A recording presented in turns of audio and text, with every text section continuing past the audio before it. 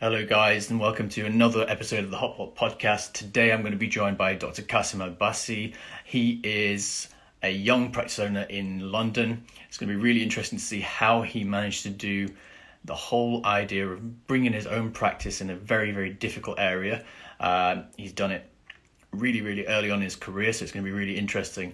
Big thank you to everyone who's been joining us and watching along. I'm seeing Smiles with Cami, just put a post up for him. Karishma from yesterday, her sister was on, and Irene, how you doing? So there's quite a few of you guys that have been joining in. If you do want to kind of support what I'm doing here, have a little look at the Patreon group. We've got a really cool chat room going with loads of interesting little bits and pieces. Case studies, just general advice, loads of things like that, some exclusive offers as well. Just waiting for Kasim to join us. Let me see if he's in. Today we're going to be talking how to own your own practice as a young practitioner. Here he is. But yeah, if you want to spot what I'm doing, have a little look at the Patreon link in the bio, and that'd be really well appreciated. Kasim, how are you? I'm very well, thank you. How are you, Joe? Good, man. Hi, everyone. A little bit of background. So I had Hassan on a couple of weeks back, and we talked about prison dentistry. And he said, you know who's going to be really interesting to talk to? There's a young guy that I know, went to uni with him. He can talk for England, and he's owned his own practice, and he's obviously very young practitioner. So it'd be really cool if you spoke to him. So the connection was made, and here you are. Yeah, I think I'll start off by telling everyone I'm not the singing dentist. That's the one. That's the one thing I get every other week. Someone tagging me in a post saying, "Is this you?" So that's not me. I don't sing. I'm definitely. Your eyebrows don't move so much either, right? No. Well, maybe they will, but I'm not able to. not as talented. Yeah. So Hass is a good friend of mine from uni. We studied up in school together, and that's where I did my undergrad, which is about 6 years ago now is when I qualified. Yeah. So that's kind of where the journey began. And yeah, so the practice, like you said, where I'm currently based is in the city in London. We're just a few minutes walk from St. Paul's Cathedral. So it's a really nice part of town. If anyone's not been, it's not really somewhere that a lot of people, even within London, tend to come to, but actually a really nice place to just even come for a bit of lunch or have a walk around when the restaurants. Here's the man himself. Hassan's in the comments there. I've just seen him join. And a big shout out to Dr. Bando. He's one of my Patreons, so a big shout out to him as well. And yeah, so I mean, I've not been to that area of London. What kind of a vibe is it down there? So it's quite historic, actually. The Bank of England was set up here a while ago, and everything kind of grew around it, and it came onto. So I mean, we're in location terms, we're maybe a 10 minutes walk from the Shard, so that's not too far. Oh, okay. And you've got the River Thames running all the way across here. So Embankment, which is a really nice part of town where you can walk by as well. Beautiful. So it's quite. You're having your lunch out there? Not by the Embankment, unfortunately. I have been up to sort of just past the bridge. The Millennium Bridge is just across here. So I have cool. Occasionally, and the summer is amazing. The Tate is not far either. So actually it's a very nice area to be, and everything is quite close. But centrally to where we are, all of a sudden what you see is it's a scattering of quite archaic old buildings, a few old churches. I myself am in a listed building, so it's a grade 2 listed building. Cool. And some ultra modern. So right next door to me, our neighbors are the Bloomberg headquarters, which was completed last year. Massive development, beautiful building. So yeah, it's just a nice area. Some very nice restaurants, good places to go and eat. And for those that want to have a drink, there's plenty of that as well. I think I'm gonna have to come down and join you at some point, and you should do. And check the area out. Yeah. You went to uni in Sheffield. Obviously, we know that it's a great uni and a lot of good clinicians coming out of there. What is there that was kind of? Do you think it was the same sort of issue that everyone else has though? They don't talk to you about the finances behind dentistry and owning a practice, or whether you should be an associate or whether you should specialize, and kind of how did you get started? Because it's not easy. It's not easy in these times for a young person, with potentially, student debt, etc., to really get out there and get cracking. I think the central issue with all undergrad, it's quite funny you mentioned that. I remember we had one guy come in for a lecture towards the end of our 5th year, who came in to tell us a little bit about how taxation works, and that's about all the financial. And it's amazing that we do so much clinical work, and of course the focus should be on that. But actually, as soon as you go out into the real world, apart from, I mean, anywhere in primary care within the UK, but across the world it applies even more. You are part of a business, okay? Whether you're working in the NHS in the UK, or you're working in the private setting. To some extent, hospitals are the same model because they are also financially based. They have an imperative. They have budgets that they have to operate within. We aren't taught anything about that, and that learning curve can be quite steep. It's mostly independent. You have to kind of go on a bit of a tangent, and in most cases figure it out for yourself. Or if you have a bit of a background, in some cases, people have family members or other siblings, parents that are involved in business, and they can give you a bit of guidance. But by and large, we don't know much about that. My view personally, and how we went in that direction. So when I qualified and I completed my undergrad, I did my FD year, which was on the Birmingham Deanery, and I then went as an associate NHS practice for a year. I actually then went to Australia, and I worked there. This is what I want to do. We spoke about this last week, didn't we, when we were doing our setup call? Yes. And I was kind of like, I'm really jealous of you because it's so chill out there, right? Yeah, so I think the key thing there is they don't have a health service model, and those that work within the UK, and I know that actually NHS dentistry, I'm not going to say good or bad, however it is, that it's a purpose, it has a place, but we know a lot of it is volume based. You have targets to achieve, you work at a certain pace. The difference out in Australia was that you're doing private work, you're doing good quality work, and the mechanism around you is based in a way that you are geared towards that. So the volume is reduced, and you can do the type of dentistry you would want to do.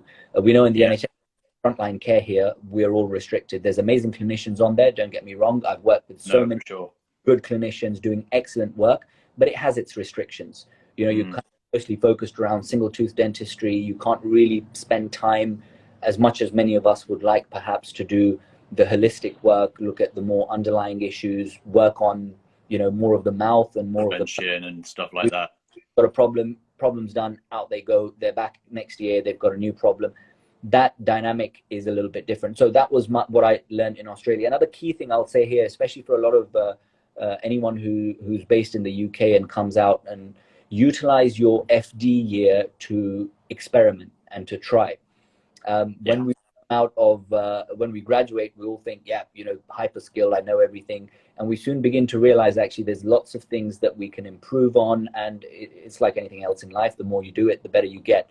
So rather than going back into your shell, try and explore a little more with different treatment options, different materials, play around with those things. And that's what I did. I was very lucky. I had an amazing trainer in Willenhall where I did it, and he gave me the opportunity to try new things, and that's where I developed my interests. I'm doing an MSc at the moment over at King's in aesthetic dentistry, and the basis of line of work came from actually my FD year.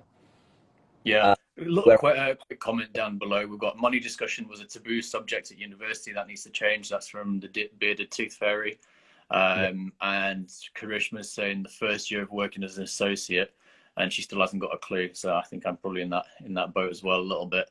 But yeah, you're right. It's all down to the opportunity that you kind of get, and then using that little almost safety net of FD where there's somebody who can look over your shoulder, and kind of give yourself the best chance when you step out into doing good quality work. Obviously, the faster you work, the more difficult that becomes. Yeah, so it's a good platform, I think, for you to explore. It's the last cushion you have before you go out into this big bad world, independent, and it's there for a reason. And I think it's within the UK system, particularly in the NHS, I think it's a very, very good stepping stone. Because if we were to come out, I know and if we were to come out of undergrad and straight into frontline without the FD year, the curve is too high to be able to adapt from one to the other. So it's actually quite a good stepping stone. So just going back to the conversation about what we were saying about Australia, that's kind of where I realized that actually that type of dentistry was more suited, and it's what I wanted to do. Now then comes the other problem, is that within the UK, it's very unusual to find a young or younger dentist within the private sector.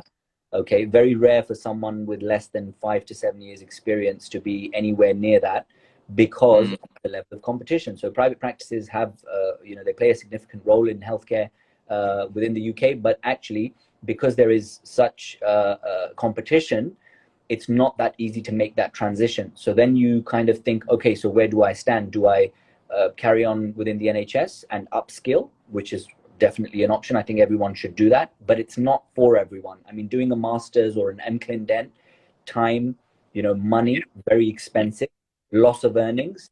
If you're taking time to do them, you're not only spending money to do them, but you're taking time away from your clinical life to be able to do them. So it's not that straightforward. And that's kind of where we sat down and decided, just to mention, when I say we, I think this is also for me the most crucial thing. I didn't do this alone. I have a friend who we studied together. Hass knows him quite well. We're all friends, actually. And his name's Zan, Dr. Zan Johar. Clinically excellent, of course, but actually we managed to have a partnership, and I wouldn't be able to do any of what I've done without doing what he's doing. I could not have done this independently. No way. And it just so happens that we actually have quite a complementary relationship in business terms. There are certain roles that he will take. He's exceptional at. He, will look after those things. There are certain things I will do, but together, we'll pick up the slack for each other where it's needed, if it's needed. And there's no sort of moaning and groaning, because there's no room for any of that. Yeah. It's one of those things. You need to know whose role is what, and who's going to deal with finance, who's going to deal with bringing patients in, who's going to deal with, all these, maybe the bit that I hate is policies.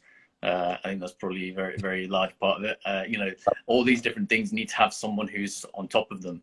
And it's clearly defined roles and things like that. When did you come back, and what made you come back? I think that's an interesting kind of decision to make. Before I left, there was what now is my practice, was back then a property whose lease we were considering, and we were negotiating terms. So that's the first thing for anyone looking to get into. There are essentially two ways you can go about being a practice owner. One is to buy an existing practice. Okay. In case you will pay for the goodwill. The goodwill is the value of the business, what value it holds, and then you will be the leaseholder of the premises.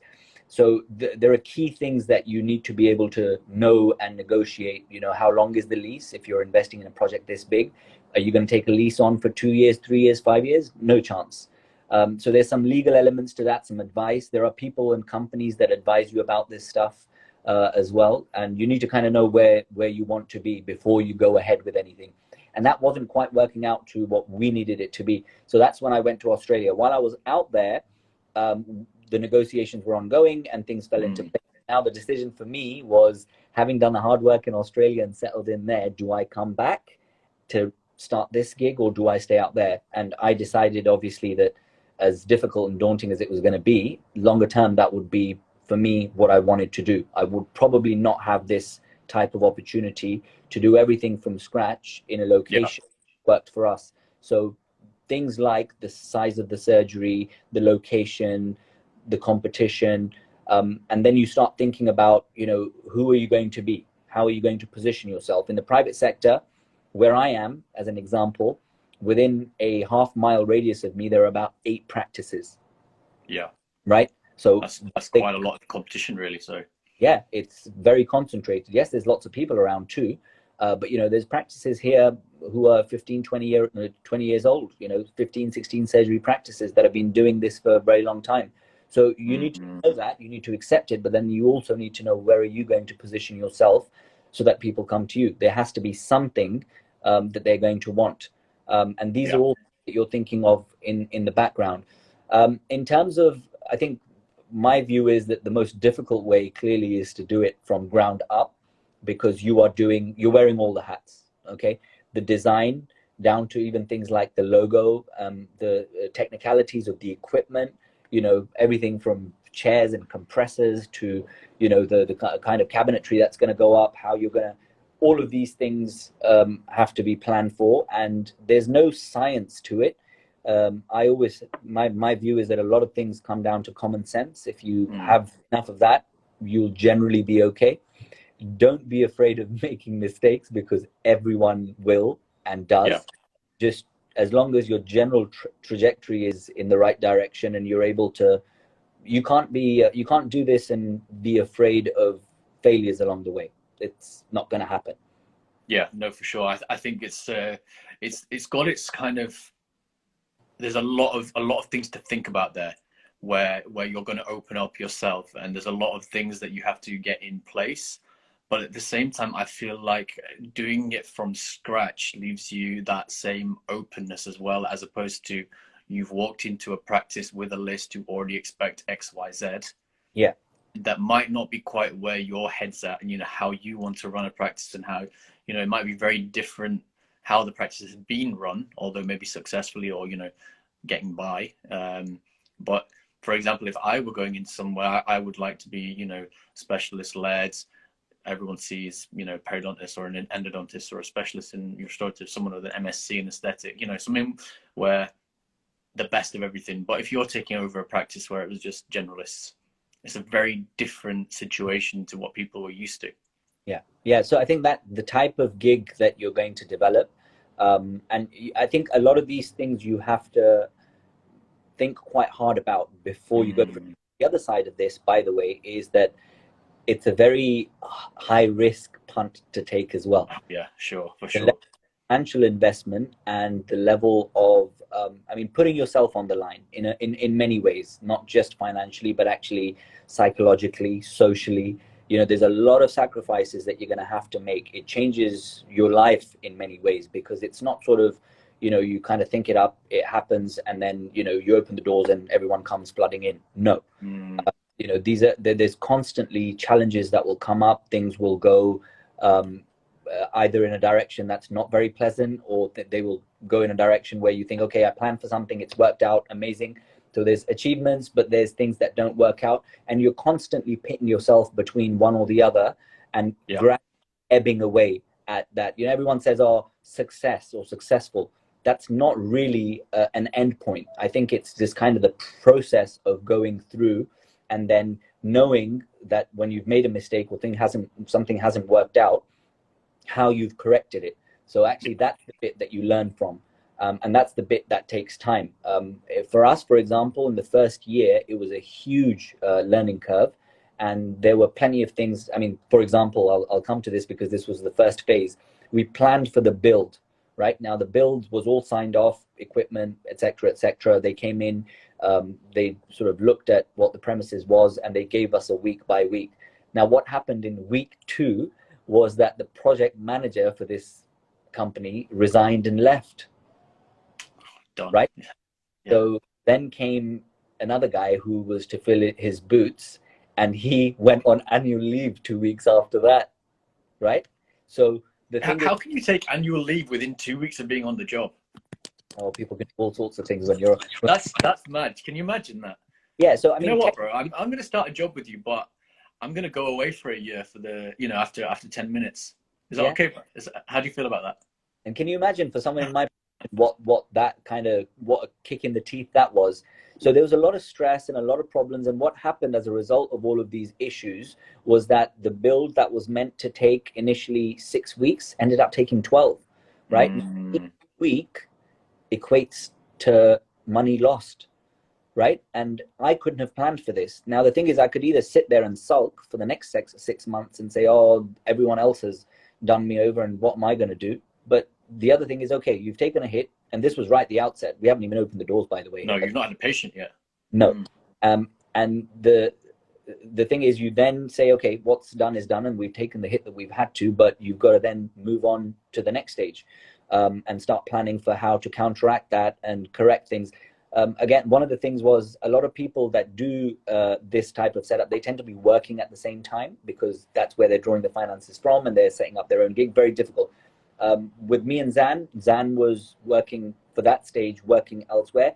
I was here full time, and I was on top of the build team, like every Yeah. day, day after day, grueling So them. you were essentially the project manager, foreman, whatever you want to call it. You had your eye on what was going on and when Yeah, it was going down. yeah, What's interesting is in the contract, did you stipulate with these guys that were doing the build for you about timelines and yeah. things like There, that? there was something that we gained from the fact that we had lost time. Mm, That equated to something that we got as a benefit from them. yeah, We that because I mean the thing is they're a good company, they're a well-known company. They accepted that there were errors on their part. Some of it, I mean, I also have to accept that if someone hands in a resignation at the other company, difficult. Yeah, problem for me, but it's also a problem for them. It didn't do them any good. He was leading 3 other projects as well. yeah, So that's the point I'm trying to make is you find that common ground, you find the reason, and you crack on. You know, somewhere in between. Yeah, and then once that happened and it opened, the next thing that came up, the next challenge was right now marketing, right? And that in itself is a whole different ball game. So we went to, I think I went initially through 3 companies who promise you the world and give you nothing, right? mm, We'll do this and we'll do that. And I was not really at that stage. I think, okay, I can figure this out, but not really. And then I finally arrived at someone by recommendation who we spoke to, and they kind of gave us, the way they came across was finally something that I thought, okay, this is a workable model because they were saying things that were achievable. I'd realized by then, and we've stuck yeah. with and you kind of look for those slow gains. You very quickly begin to realize if someone's promising you the world, something's not quite right. Yeah, unless, I mean, it can be done, but normally when you want a big and fast start, it takes a lot of money to get that going. So if someone's saying, "Oh yeah, we'll get you 100 patients in XYZ days," without saying, "Okay, actually you're going to be paying 10 grand for Facebook and Instagram ads or something," then you may want to say, "Are you feeling okay, mate? I think you might need to look elsewhere." You're This sort of Facebook and social media marketing. And the thing is, look, initially I didn't know any technicalities of how these things work, and I was going with the flow because it's kind of like when someone comes to you and they say, Jabra, I've got a problem. I kind of expect you would know the solution, right? And I would be like, okay, fine. That's not marketing is not a direct specific science or art. It doesn't work like that. And the thing no, is, to get involved with the technicalities, you need to know what SEO is and how it works and where the place for SEO is, how AdWords work, the value of something as simple as Google reviews. You can mm, pitch yourself, someone will see you on an advert, but they're not going to come to you just because of that. They're going to go to Google reviews and see actually where is this practice? What are they like? How are they reviewed? So something that's free, okay, and actually simple to do holds so much value as opposed to the yeah, thousands. And and this more recently there's been this last 3-4 years, I know, and that the pariah that is social media, Instagram and Facebook marketing, they have their place. There are some practices and some clinicians that have done very well through them, I absolutely agree. However, it's not the same for everyone, and it's not in many cases all that it's meant to be. That's my view based on my experience. I'm not saying that it doesn't work for yeah. I mean, I could talk about this all day because it's probably one of the areas I'm probably more expert in than any other. yeah. Uh, it's one of those things that there are people out there who are doing exceptionally well, but the Mm, type of treatment they offer is very, very earmarked and very specialized and perfect for the platform. correct. And then even then, it takes on average 7 events of somebody seeing that advert or that kind of work by that person, and then to Yeah, start considering it, not to buy it, to start considering it and to recognize it. So to see an advert 7 times, that costs a lot of money for you to put it out there. So you need a way which is free, like you say, which is a more long-term sustainable approach that you can then build from there. And yeah. it's one of those things that some people will just fire loads of money into something, and actually that's not the way to go.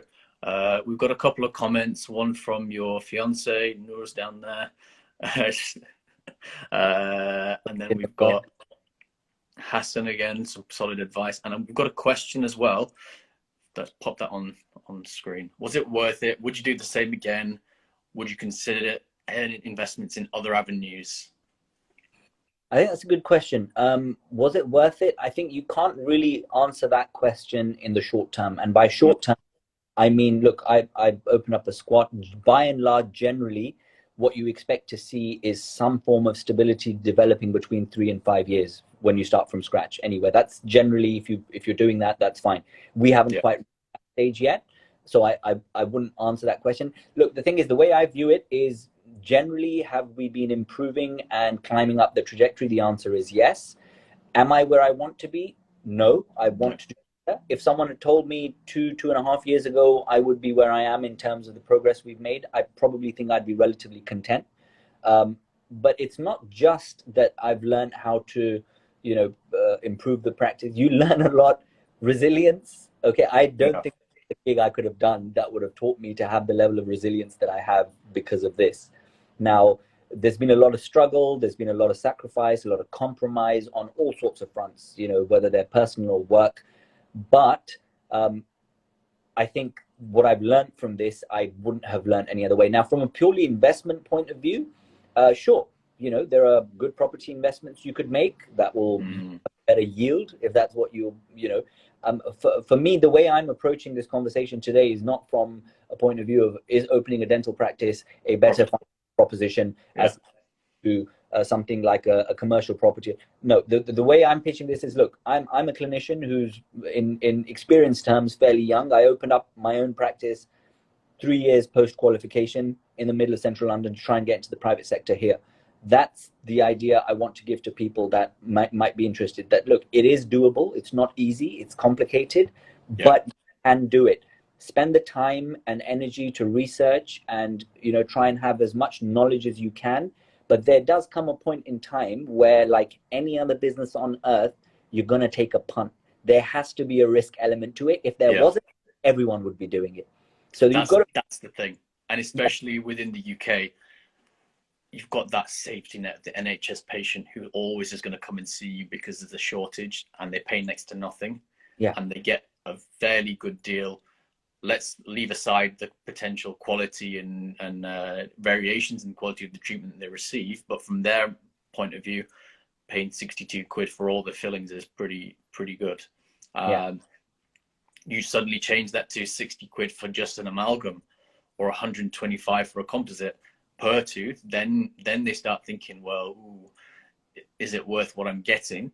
So you have to bring in other elements. So it's the service, it's the design, almost the feel of the practice. How do you feel that's how important do you think that is? Because I always feel like I walk into some NHS surgeries and it feels like I've stepped back 40 years. I feel like I'm in this place with rickety windows and it's just not much care's being taken. And there are nice places as well. But and then you go into some private practice and you feel like you're going in for a massage. You don't feel like you're going in to have your wisdom teeth taken out. You feel like all right, someone's going to do, I don't know, if the girls might think someone's going to do my nails today or something. It's that different feel. I think one of the key things, and one of the things we focus on as a team here and have done from day one, when I was talking earlier about the distinguishing factors, one of the main things is service. Look, at the end of the day, we can say all we want about us being clinicians and our core work being that, this, that, and the other, but why are you different to the guy or the lady next door? What are you doing that better? Whether it's, sort of things like patient contact. If that email comes in, are you responding to it 3 days later, or are you to it immediately?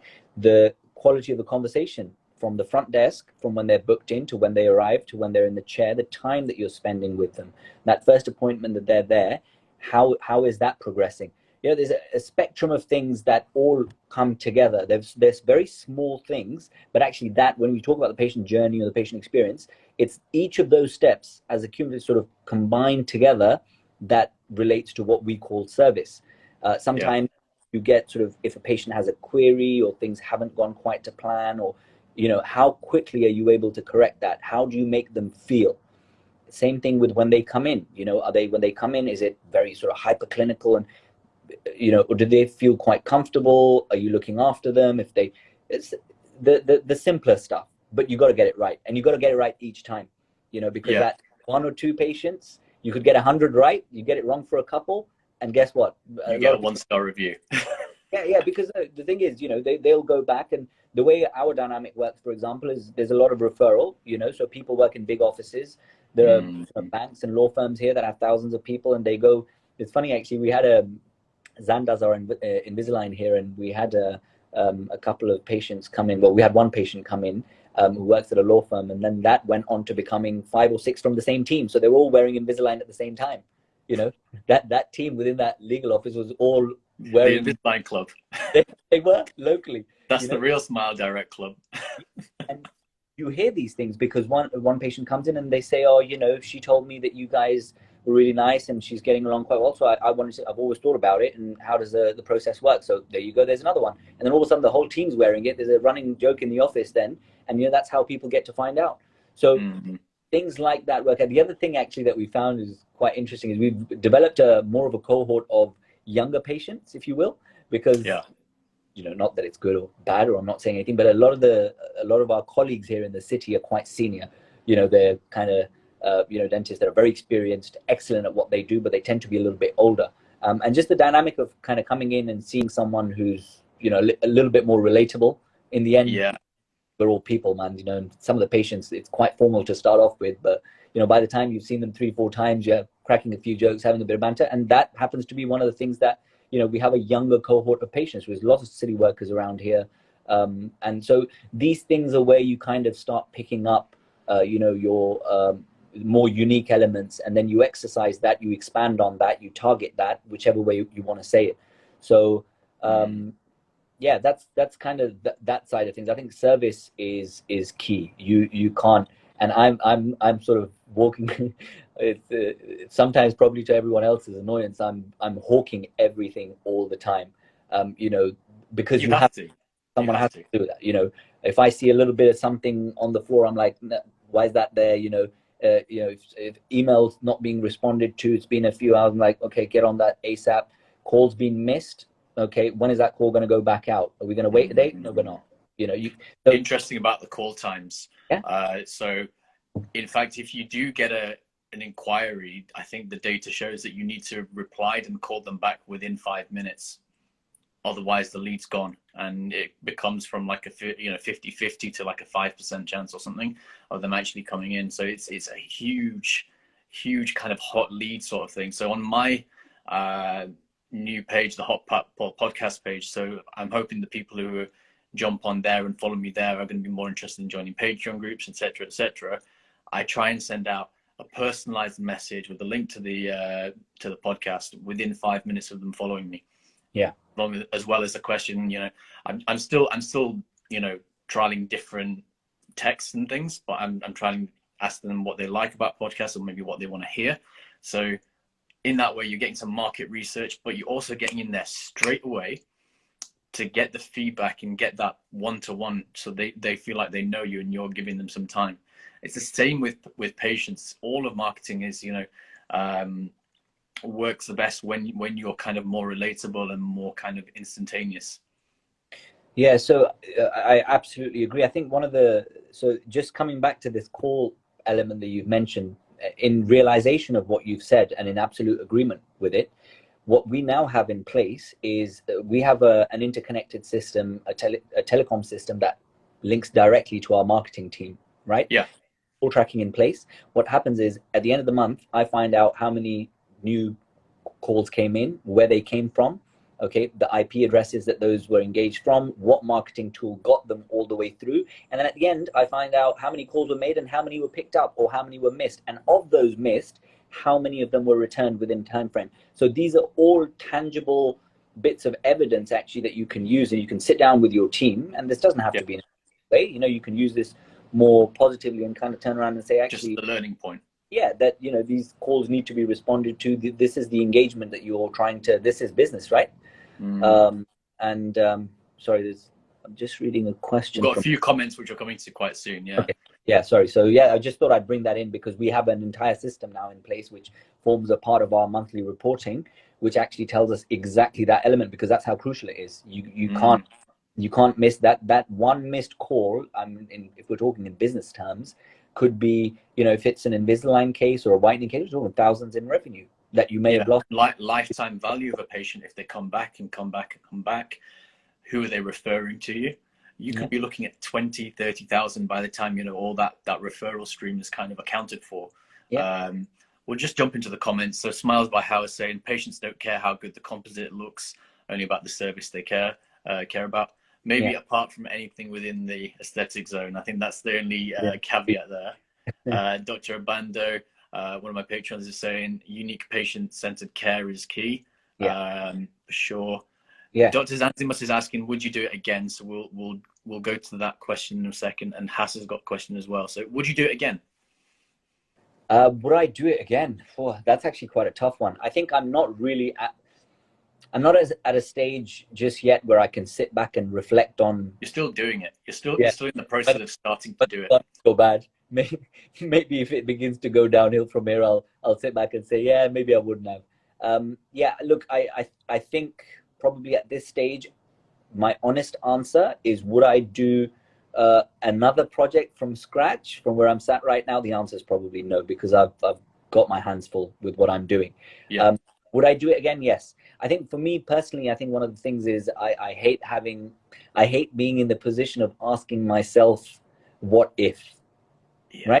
So, the associate gig, I can do that tomorrow. I can do that next year. I'm registered in Australia. I could do that whenever. I can work. All of those things are not that they're not challenging, but this was a unique opportunity that presented. And if you feel that you have the desire and the aptitude to pursue something like this, you just got to do it. Whether it works, whether it doesn't work. I've always been of the opinion that you have to be a certain type of personality to get like this. It's not, I have friends and colleagues, excellent clinicians, very good at other things they do. It's just not for them, and that's absolutely fine. Not everyone does every type of work. It's the same as like me and you were having the conversation of, me and endo just don't work out. I'm been washing my hands of endo for more years than I'd like to mention. That's okay. You can have a passion for endo. Zan, for example, my partner at the practice, has just completed his MSc in endo. He'd rather not be doing a crown prep. And I completely agree with him there. Yeah, and it's okay. So it's one of those things. Is it's not for everyone. But I think the simple thought of it scaring too many people is probably not good either.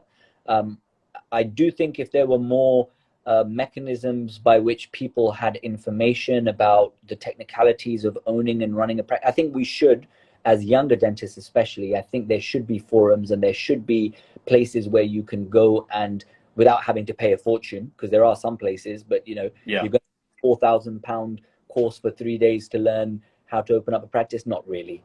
It's crazy. I think this is one of the things that kind of annoys me about kind of dentistry in general.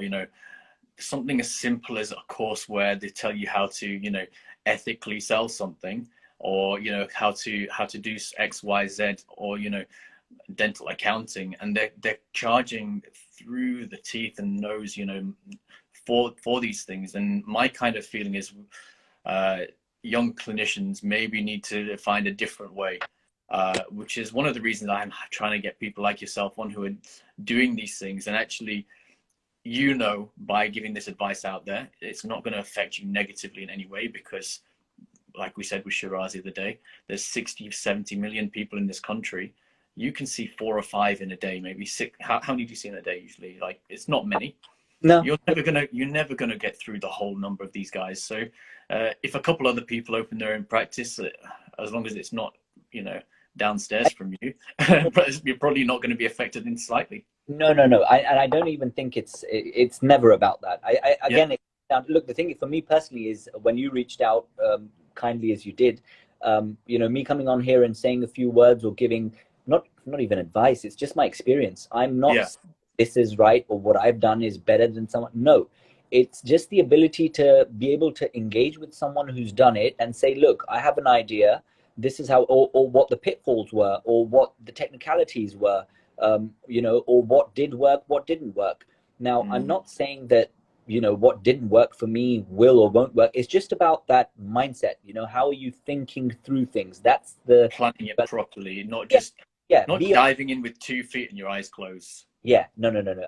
Yeah, I think you don't you want to go, you don't want to go in completely blind, but also at the very same time, just as crucially, you need to accept that inevitably, given It's the going to nature be a leap. of what you're doing, you cannot plan for everything. It will not. If you're the kind of person that needs to be in full control all the time and needs to know and everything has to work, I think this is not. It's it's not Not the for right.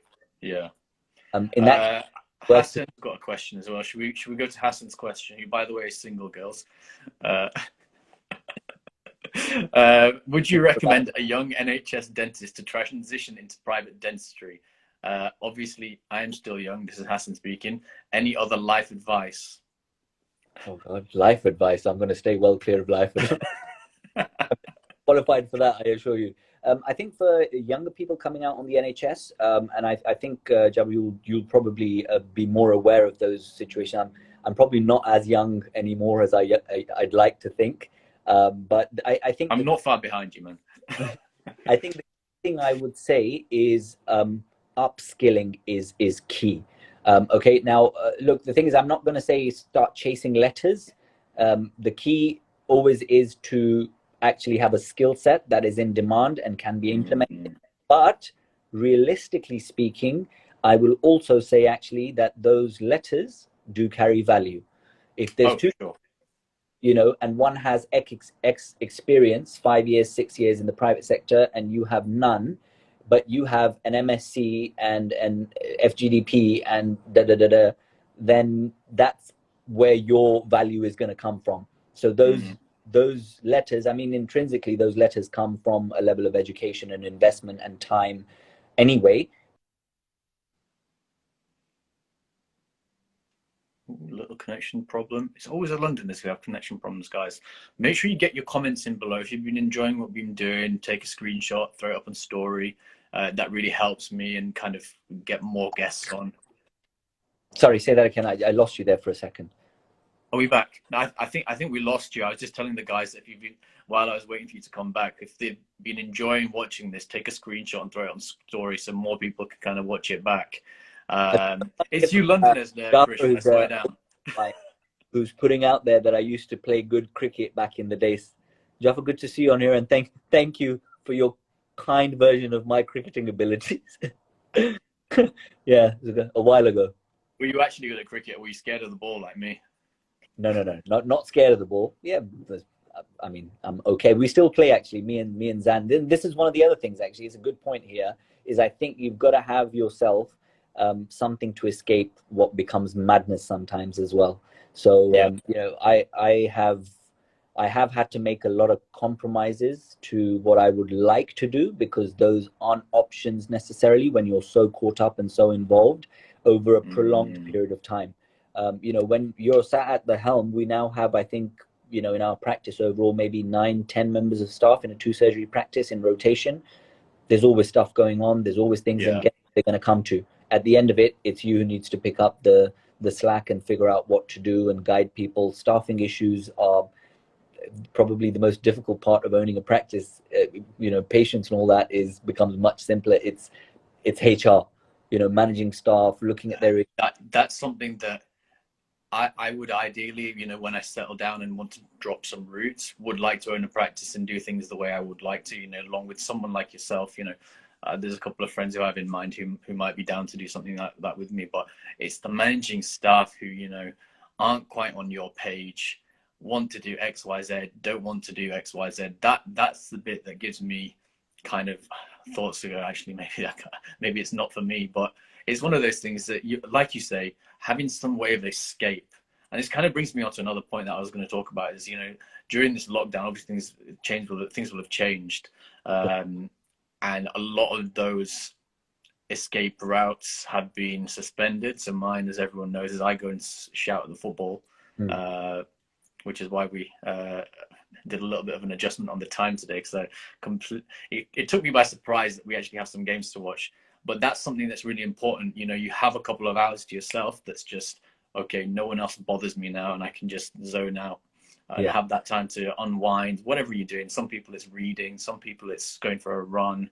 Yeah. Very important. And I think even more important once you're in a position of real, uh, leadership and having something which is underneath you and you need to kind of keep on top of, to Yeah. be able to be on the top of your game the whole time. You need something there to be able to unwind with. Yeah, I think the mental health aspect. I mean, look, Jabra, I know, and you know, given what's happened recently, there's been events. You know, it's a tough profession. Someone very sadly, a couple of days ago, took their life. A colleague in our profession.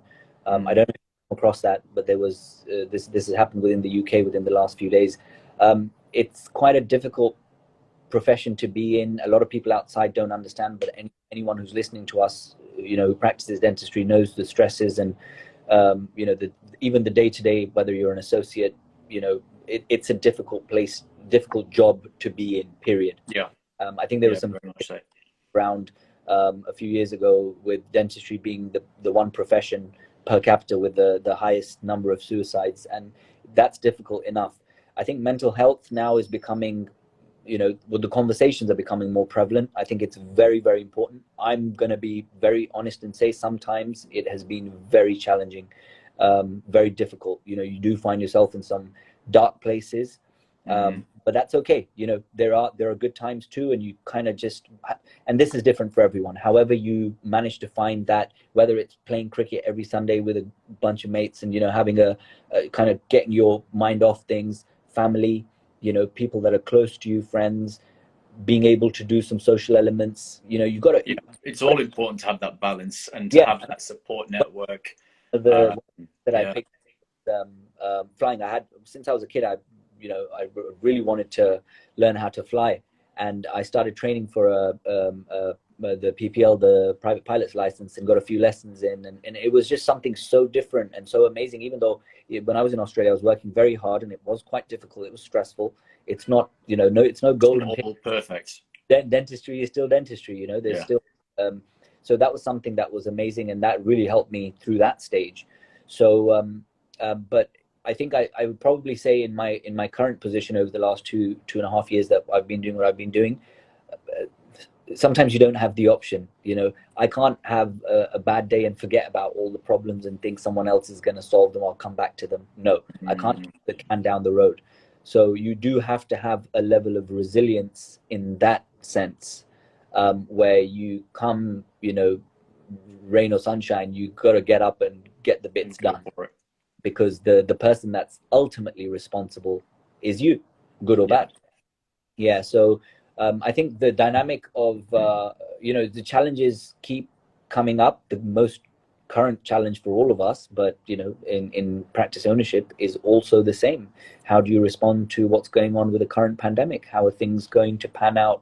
You know, and we have a certain plan that we're going to that we're going to enact, which is you kind of pivot from one type of business model to a slightly different one that actually works a little bit better given the mechanisms, the restrictions in place, and you try and get over the line.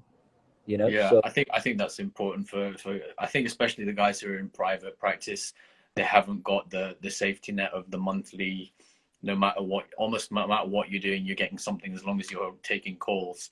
That's not the case. So that is kind of, it's thrown everything for a little bit of a spin, and you know, some people will manage and get through it, and some people unfortunately might not. But you know, I think it's important to stay safe and do all the correct things. So you have to make sure you're doing that as well. Yeah, I think on that note as well, I think one of the key things is, I think that ultimately comes a point where, especially with things like the current situation, someone recently sent me it's quite a funny flowchart actually, which I'll share with you later, and it was about the you know, what you can do as a response. Ultimately, if things are within your control, you know, you may think you have reason to worry. You may still very much think you don't have reason to worry, because if they're within your control, you can do something about them. If they're out of your control, there is, what are you going to do? What is going to be achieved by wondering? So as broad as it sounds, I mean, it ultimately comes down to can I do something about it? Given the current situation, I can't. The most I can do right now is be back up and open and available, which we've managed, Yeah. which I know and you know at the moment that in itself is achievement enough, given what's going on with PPE and the restrictions in place, and Fake you know, PPE, all sorts going on. yeah, hundreds of regulations flying around. Everyone's got their own version, but you know, generally you're up and running. Now, where we stand right now, there isn't much footfall in the city. The law firms, the banks, they're all closed. People are working from home. Remotely. So, you know, there may come a point in time, like I said, there's an element of we're going to slightly pivot to a different model, and that will help, may help. But ultimately, if people don't come back to work or this goes on for another 3-4 months, am I going to sit here completely, you know, shell shocked and distraught? Not really. I mean, there are things that I'm going to certainly try and do to improve my situation. Ultimately, Yeah. if it doesn't work out and it's not within my control, it's going to be what it's going to be. Yeah, I think that's just something that we're going to have to kind of play by ear and see how things progress or don't progress. So you almost would want to be back in Australia right now because they're back to normal completely. I think Oh, they did super well back down there with those guys. They just got on top of it early doors and then finished. I was going to ask you. We've talked a lot about the practice ownership. I think we kind of have an idea of how you got started and you know when you did it and things like that. What stuff is going on outside, you know, what are you into at the moment, whether it's dental or non-dental, just to kind of give a bit of flavor of who you are as a person, other than the cricket, I can't say it, cricket. I'll be honest with you. I mean, I've become, it's probably relevant to the conversation. I've become a very different character to what I used to be prior to picking this up. I was hyper social. I was everywhere all the time. I was traveling. I love traveling. I've traveled a ton all over the world. You know, Mm, I obviously lived in Australia. I've done the US a few times. I've been out to the Far East. I've been to Malaysia as well, traveled around Europe. That's one of the other things. Occasionally, I still get the opportunity, and I assure you, I run with that jump opportunity with two hands. when I get it. Yeah, I think it's just because the change of environment, the change of the vibe, new place, new culture, new people. It's just a change that kind of refreshes you. For me, that's very important. So, you know, once or twice a year, I'm recently doing a bit of dental related work, a very different gig to practice ownership, but it's a gig nonetheless out in Berlin.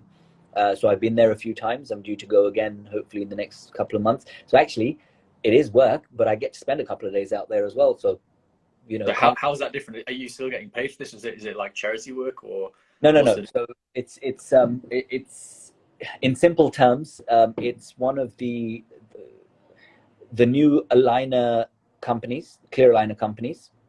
It's a company that is already in 5 or 6 countries, and they are moving into the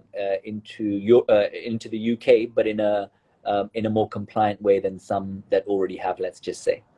yeah, Yeah, it's like less dangerous way, would you? yeah, yeah. I mean, not to take any names, and each to their own, but there are some that have come in quite gung ho, and you know. So anyhow, my I'll happily name them. I think Smile Direct Club are dangerous and should be shut down.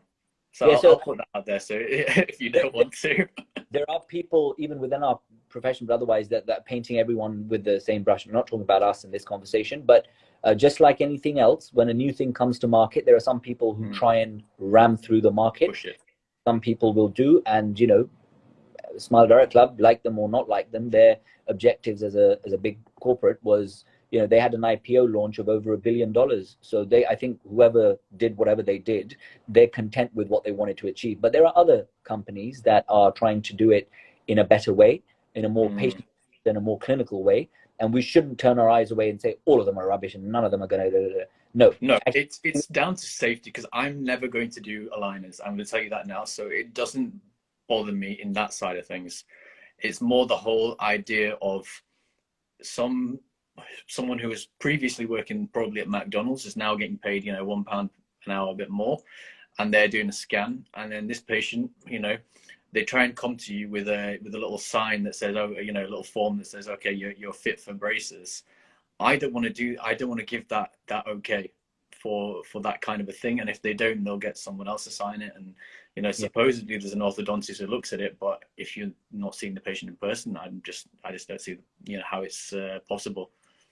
So yeah, that's kind of a bugbear. Even though it's never going to affect me personally, you know, it Yeah, probably give me more work because you know people moving teeth when they shouldn't. They're going to devitalize, and I'll have a crap load of endos to do. So yeah.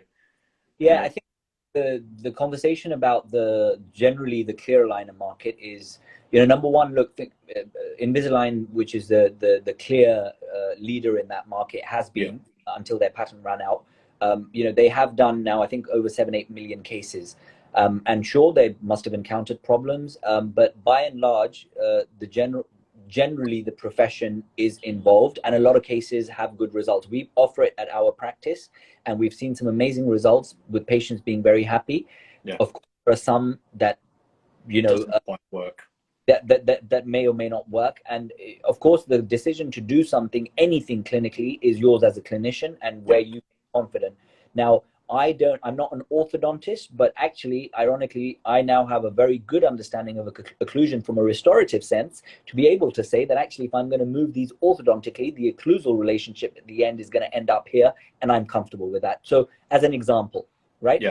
um, the other thing to remember here is the clear aligner market isn't going anywhere. Okay, No, it's stay. the projection now is that over the next, Corona aside, over the next 6 years, globally, it's going to be worth over $4.5 to $5 billion. Okay, that's a Yeah, huge market, and there are going to be all sorts of people moving into that market. Companies, that are doing this. So many already, good and bad. And we, as a profession, I think, have rather than us saying, I'm talking very broadly here, yeah. us saying out with all of them, don't, none of them got anything to do with it. It's not going to happen. I think our role should be a little bit more progressive, because it is tech based, and me and you will have to accept fairly soon that actually some of our role is going to be ebbed away in this way. I Okay. think that's almost a good thing in certain cases because you know impressions and taking an iTero scan for an impression, it's reliably good. Mm-hmm. Whereas I can do an exceptional algin, an exceptional silicone or a terrible silicone. Yeah. And generally, you know, and especially on the NHS, you're opposing to what it's going to be an alginate, isn't it? Because of cost restrictions. Yeah. And that's reliably terrible. Yeah. So Yeah. Yeah. using technology is great, but it's Yeah. that safety. If something's safe, I'm all for it because you know it's less hassle for us. And anyone Yeah. who knows me knows that I like zero stress and zero hassle. The in our industry, the most disruptive thing over the last 2-3 years has been the surge in the clear aligner market. Mm, Anything that is disruptive is, it's clearly going to face opposition because it's change, and some of that is very justified because some have been doing it in a way that is not good for anyone. Okay, from a basic patient care model, but at the yeah, same time, what happens is now you look at Smile Direct Club. They are up to their neck in litigation in some states in the US and other countries, so they're already being ebbed back. take back. Yeah, Yeah. Okay. So that's going to happen. But what I'm trying to say is that there are other movers in the market that, at the very least, have the right mindset in how they're approaching it. They want to do it safely. They want to do it well. They want to, and they want to have a model that works well for patients, but works financially well for them as well. And that's okay.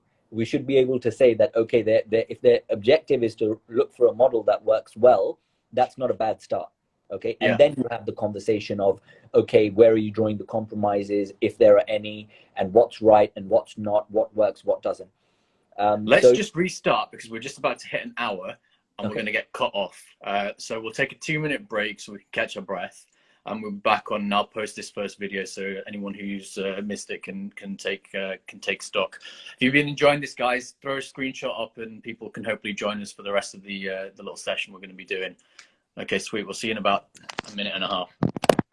excellent. Awesome. Okay.